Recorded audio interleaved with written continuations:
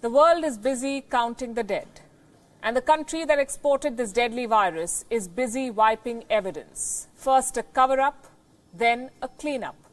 China is destroying evidence and silencing critics. It destroyed the first coronavirus test samples. It wiped the Wuhan wet markets clean. And now it is punishing critics at home. Tonight on Gravitas, we can reveal new information. China is still muzzling voices of those who ask questions, especially those who dare to speak against President Xi Jinping.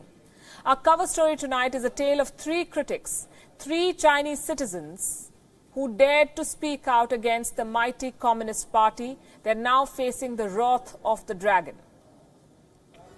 The first is a property tycoon. His name is Ren Zhiqiang. Ren wrote against President Xi Jinping. He disappeared last month. He has resurfaced now in the headlines. The Chinese state says that Ren is under investigation. For what? The government did not bother to give us details. The second person in our list, in this story, is a man called Xu Ziyong. Xu is a scholar and an activist. He was arrested in February. He had demanded President Xi Jinping's resignation after the coronavirus outbreak. That's a sure shot ticket to jail in China. The third person on our list has proved to be more embarrassing for the government. The government can dismiss criticism from regular citizens, but what happens when one of your own speaks out? We are talking about a woman called Fu Ying. Not just another Chinese citizen. Fu Ying was Vice Foreign Minister of China until the year 2013. She still holds a very senior post in the Communist Party. She's the chairperson of the Foreign Affairs Committee. Fu is unhappy with Beijing's combative diplomacy, and she has spoken out through a newspaper piece.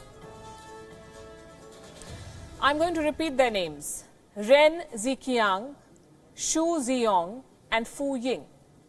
I'm repeating their names because I want you to remember these names. These are three individuals in a country of 140 crore people who have shown the courage to speak out. In a country where criticizing the government is a crime, they have done it.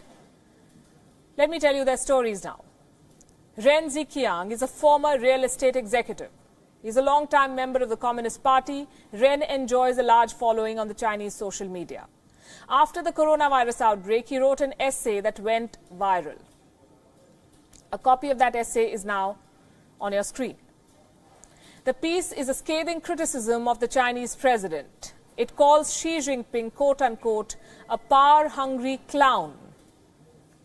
It hits out at the Communist Party for the censorship of the media. Ren said that the curbs on free speech have exacerbated this epidemic. And now those curbs have reached him.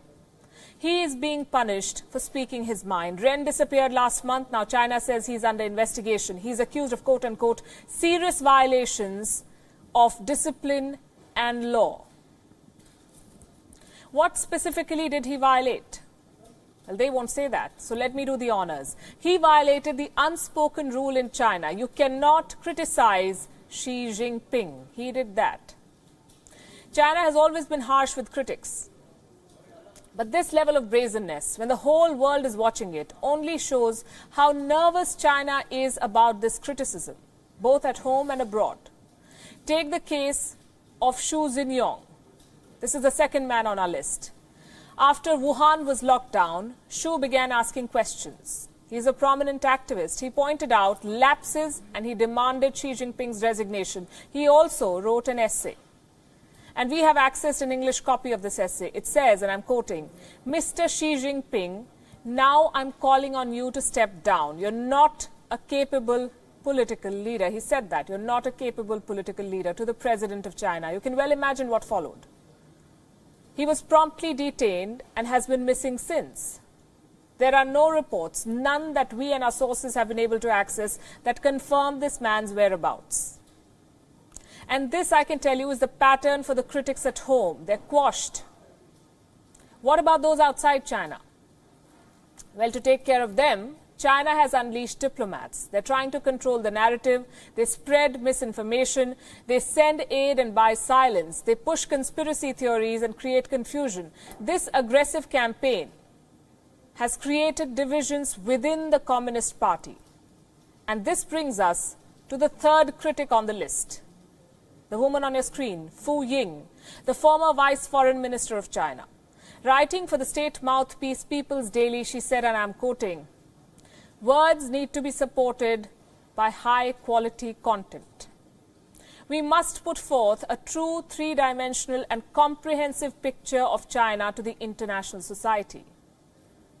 Well said. These words are a clear reprimand to China's new age and combative diplomats, better known as Twitter warriors on the internet. Diplomats like the kind who have blocked us. A top Communist Party official is giving them a public dressing down. The message for China is clear.